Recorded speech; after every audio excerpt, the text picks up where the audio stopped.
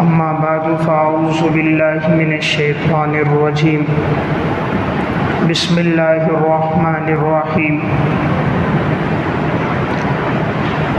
عن زید بن ارقم رضی اللہ تعالی عنہ قال لا اقول لكم الا كما كان رسول الله صلی اللہ علیہ وسلم يقول كان يقول اللهم إني أعوذ بك من العجز والكسل والجبن والبخل والهرم وعذاب القبر.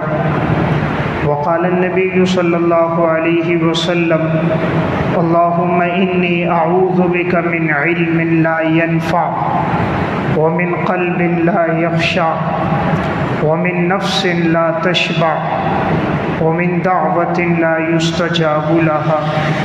رواه مسلم. صدق اللہ العظیم. نبی اکرم صلی اللہ علیہ وسلم نے اپنی زندگی میں بعض چیزیں ایسی ہیں کہ جن سے آپ نے پناہ مانگی.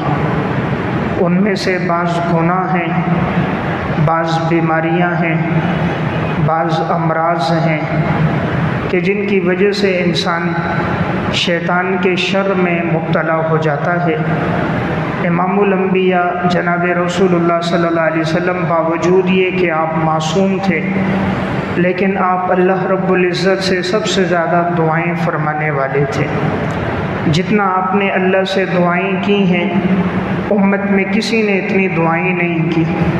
تو آپ سب سے زیادہ اللہ سے دعا بھی فرماتے تھے، اور آپ جن چیزوں سے پناہ میں آنا تھا آپ ان سے پناہ میں بھی آتے تھے. تو ایسے کل چیزیں 50 ہیں جن سے آپ صلی اللہ علیہ وسلم نے پناہ مانگی. تو ہم میں سے ہر ایک شخص بھی اس بات کی کوشش کرے کہ جن چیزوں سے حضور نے پناہ مانگی ہم بھی ان سے پناہ مانگیں، اور اللہ سے دعا کریں کہ اللہ تعالیٰ ان چیزوں کے شر سے ہماری حفاظت فرمائے. چونکہ رسول اللہ صلی اللہ علیہ وسلم جب کسی چیز کی دعا فرمائیں یا جب کسی چیز سے پناہ مانگیں تو وہ بڑی اہمیت کی حامل ہوتی ہے. تو ایسی چیزیں 50 بنتی ہیں جو محتم بشان ہیں. تو ان میں سے صحیح مسلم کی روایت میں 10 چیزوں کا تذکرہ ملتا ہے. سب سے پہلی بات، حضرت زید بن ارقم رضی اللہ تعالیٰ عنہ فرماتے ہیں کہ آپ صلی اللہ علیہ وسلم اللہ رب العزت سے دعا فرماتے تھے اللہم انی اعوذ بک من العجز، یا اللہ میں تیری پناہ میں آتا ہوں عجز سے. عجز کہا جاتا ہے کہ خیر کے کاموں پر، عبادت کے کاموں پر قدرت نہ ملنے سے، عاجز آنے سے، بے بسی سے. یا اللہ میں تیری پناہ میں آتا ہوں، یا اللہ میں تیری پناہ میں آتا ہوں، میں بے بس نہ ہوں، عاجز نہ ہوں. یعنی اے اللہ تو مجھے عبادت پر قدرت عطا فرما، اعمال کی طاقت عطا فرما. دیکھیں اعمال کی قدرت اللہ رب العزت کی توفیق سے ہوتی.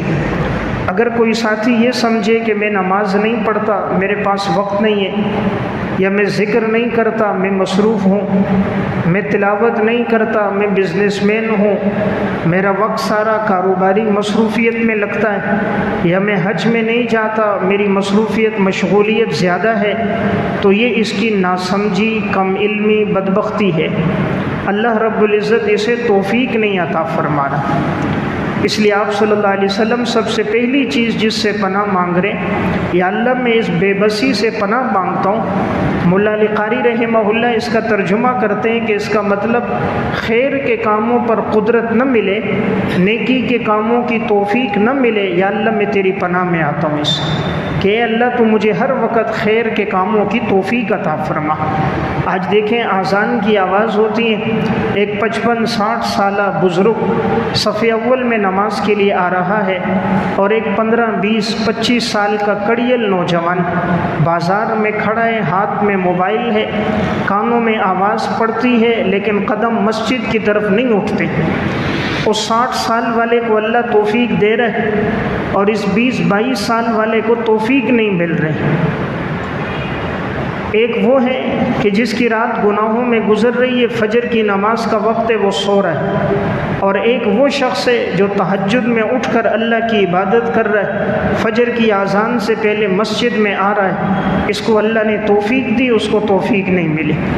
تو ایک وہ ہے جس کے دن کا آغاز تلاوت سے ہو رہا ہے، ایک وہ ہے جس کا دن کا آغاز موبائل میں فلموں ڈراموں سے ہو رہا ہے، اس کو خیر کے کاموں کی توفیق نہیں مل رہی، اس کا وقت شر میں گزر رہا ہے۔ تو رسول اللہ صلی اللہ علیہ وسلم پہلی چیز جس سے پناہ مانگتے تھے، اللہم انی اعوذ بک من العجز، یا اللہ تو مجھے بے بس نہ کر دینا کہ مجھے عبادت کی توفیق نہ ملے، خیر کی توفیق نہ ملے، یا اللہ ایسا نہ بنانا، یعنی ہر وقت مولا کریم اعمال کی توفیق عطا فرمانا۔ اس لیے اللہ رب العزت سے جتنا انسان دعا کرے رب العالمین توفیق دیتا ہے۔ تو جب اللہ توفیق دے تو شکر کرنا چاہیے، یا اللہ تیرا فضل ہے، ورنہ مخلوق میں لاکھوں لوگ ہیں، مولا کریم تو نے مجھے توفیق عطا فرمائی، اس پر اللہ کا شکر ادا کرے۔ امام غزالی رحمہ اللہ نے احیاء علوم الدین میں ایک واقعہ لکھا، بنی اسرائیل کا ایک عبادت گزار تھا، 500 سال اللہ رب العزت کی عبادت کی۔ تو ایک دفعہ وہ کہنے لگا کہ میں جو عبادت کرتا ہوں دنیا میں اتنی کسی نے عبادت نہیں کی جتنی میں نے عبادت کی ہے۔ اپنی عبادت پر غرور آ گیا، تکبر آ گیا، اپنی عبادت پر عجب میں مبتلا ہو گیا، بجائے یہ کہ شکر ادا کرتا اللہ نے توفیق دی، وہ سب کو حقیر سمجھنے لگا، اپنے آپ کو سب سے بہتر اور اعلیٰ سمجھنے لگا۔ تو اللہ رب العزت نے وقت کے پیغمبر کی طرف وحی بھیجی اور اس کو کہا کہ اس کو اب آگاہ کر دو جو ہونے والا ہے، اگلے دن سے ایک دم جو رگ پورے جسم میں جاتی ہے دماغ سے ہوتے ہوئے، تو وہ جو ایک رگ تھی وہ کھینچی گئی، جس کی وجہ سے اس کے جسم میں اتنا درد ہو گیا، جو شہرگ تھی تو یہ تڑپنے لگ گیا، نہ بیٹھ سکتا، نہ لیٹ سکتا، نہ کھڑا ہو سکتا، اتنی تکلیف اور اذیت تھی، پورا دن گزر جاتا تھا، یہ 2 رکعت نماز نہیں پڑھ سکتا تھا، تکلیف کی حالت میں تھا، آہوزاری کرتا رہتا، کروٹیں بدلتا رہتا۔ تو اللہ نے وقت کے پیغمبر کی طرف وحی بھیجی کہ جا کر اس کو اطلاع دو کہ اگر اس نے اتنی عبادت کی ہے تو ہم نے اس کو توفیق دی ہے، آج ہم نے صرف ایک رگ کو کھینچا تو یہ اٹھ نہیں سکتا جگہ سے، 2 رکعت نہیں پڑھ سکتا، تڑپ رہا ہے، دائیں بائیں کروٹیں لے رہا ہے، تو یہ ہماری توفیق تھی۔ تو یہ اپنی طرف منسوب نہ کرے کہ میں نے عبادت کی، یا اللہ تو نے قدرت عطا فرمائی، تو نے صحت عطا فرمائی، اعمال کا شوق عطا فرمایا، اپنی محبت عطا فرمائی، اعمال کا جذبہ عطا فرمایا، یا اللہ تیرا فضل ہے۔ کسی کے دل میں تو نے مال کی محبت ہے، کسی کے دل میں عورت پیسے کی محبت ہے، یا اللہ تیرا شکر میرے دل میں اعمال کی تیری ذات کی محبت ہے۔ اس لیے پہلی چیز میں عرض کر رہا ہوں کہ حضور پناہ مانگتے تھے کہ زندگی ایسی نہ گزرے کہ عبادت کی توفیق نہ ہو، تو اللہ سے مانگنا چاہیے اللہ تعالیٰ عبادت کی توفیق دے۔ ہماری اسی مسجد کا ایک نمازی تھا بابا بخت زمین، چند سال پہلے اس کا انتقال ہوا۔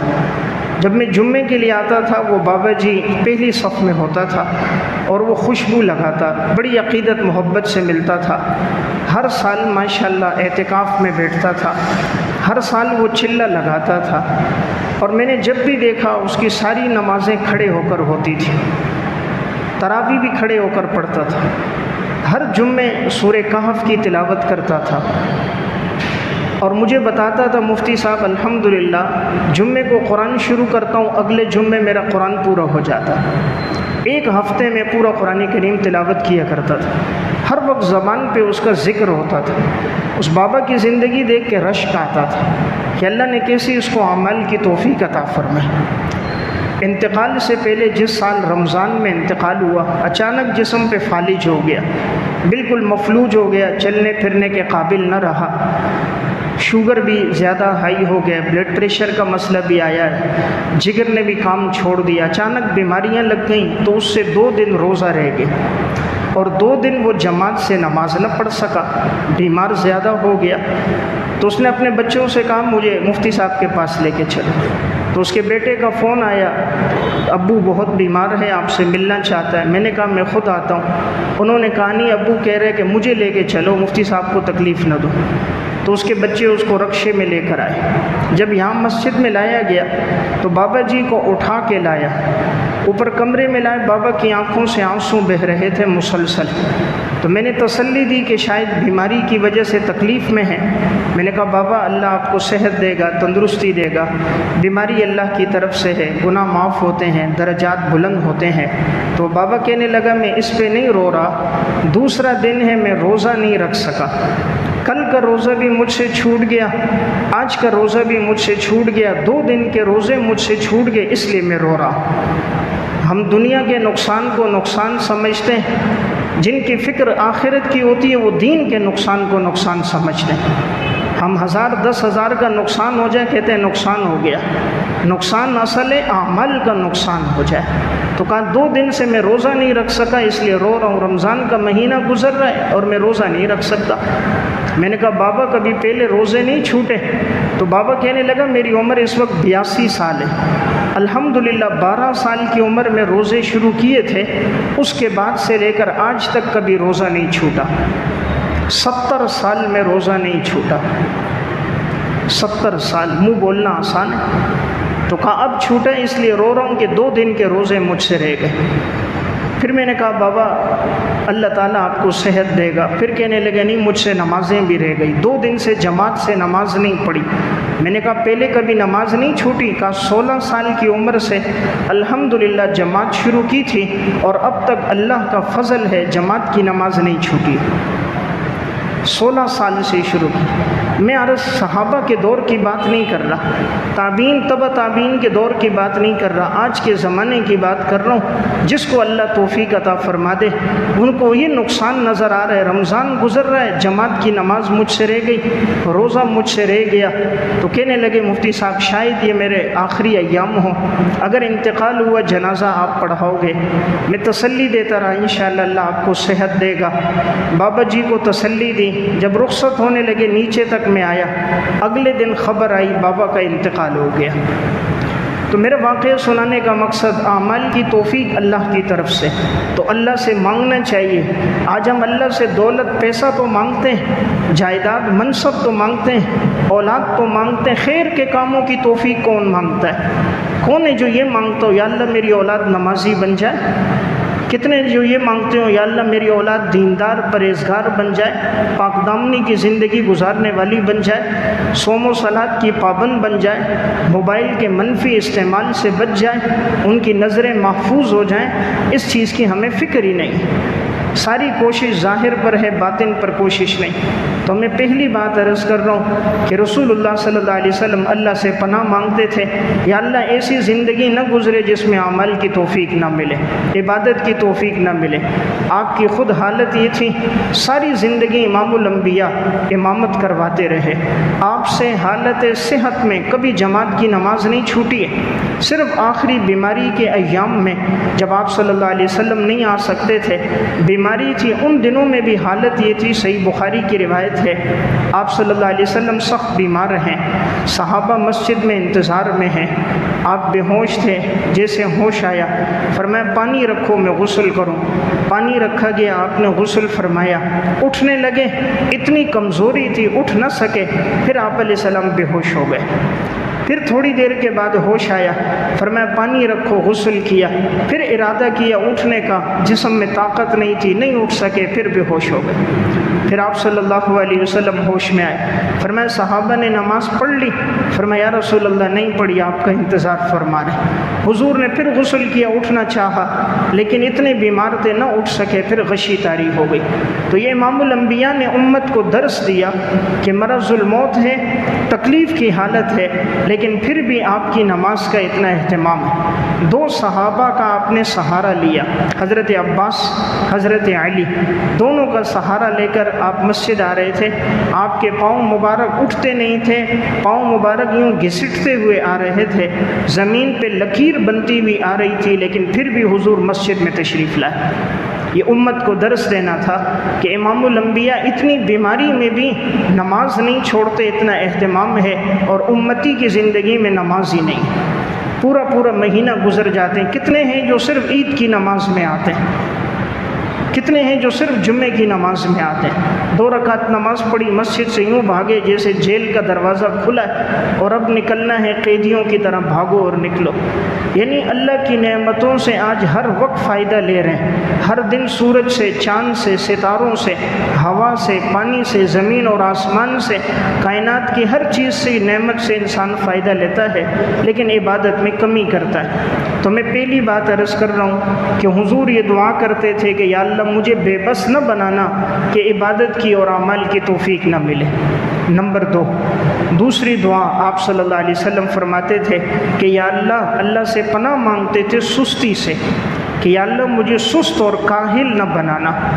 آپ صلی اللہ علیہ وسلم نے فرمایا اللہم انی اعوذ بک من العجز والکسل، یا اللہ میں سستی سے تیری پناہ مانگتا ہوں۔ اس لیے انسان اللہ سے پناہ مانگے کہ اللہ تعالیٰ اس کو سست نہ بنائے۔ سستی ایک بہت بڑی نحوست ہے۔ عموماً بہت سے نوجوان ہوتے ہیں، جوانی ہے لیکن سستی ہے، کام کاج نہیں کرتے، رزق حلال نہیں کماتے۔ کتنے ہیں کہ جو مانگنے کو اپنا طریقہ بنایا ہوا ہے، دوسروں پر بوجھ بنے ہوئے ہیں۔ کتنے جن پہ سستی ہے، 12 14 گھنٹے سوئے ہوئے ہوتے ہیں، رات کو سو رہے، صبح 12 بجے اٹھ رہے۔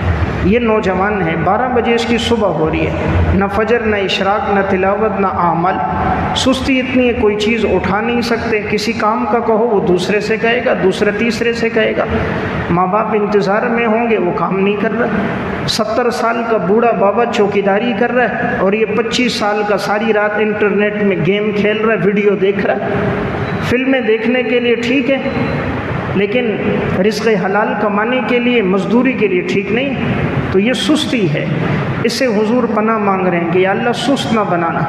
جب آدمی فجر کی نماز پڑھتا ہے، حدیث میں آتا ہے جب انسان نماز کے لیے آتا ہے تو نماز کے لیے آتا ہے، جیسے آتے گرہ کھل جاتی ہے، وضو کرتا ہے پھر گرہ کھلتی ہے، نماز پڑھتا ہے پھر گرہ کھلتی ہے، صبح ہوتا ہے چست ہو جاتا ہے۔ لیکن اگر نماز کے لیے نہیں اٹھتا، شیطان اس کو کہتا ہے رات بڑی لمبی ہے، سو جا سو جا، وہ سویا رہتا ہے، شیطان اس کی گردن پہ گریں لگا دیتا ہے۔ اب وہ جب صبح ہوتی ہیں تو وہ سست ہوتا ہے۔ اس لیے جو صبح کی نماز پڑھتا ہے جماعت سے تو اللہ تعالیٰ پورے دن میں چستی رکھتا ہے، انسان زیادہ کام کرتا ہے، وقت میں برکت زیادہ ہوتی ہے، رزق میں برکت ہوتی ہے، تھوڑے وقت میں کام زیادہ ہوتے ہیں، دن بھر میں خوشحالی ملتی ہے، جھگڑوں سے اللہ حفاظت فرماتا ہے، رزق میں اللہ برکت عطا فرماتا ہے۔ تو چونکہ برکت کا وقت ہی صبح ہے، اللہم بارک لامتی فی بکورہا، یا اللہ میری امت کے لیے صبح کے وقت میں برکت عطا فرما دے۔ تو بہرحال سستی سے پناہ مانگنی چاہیے۔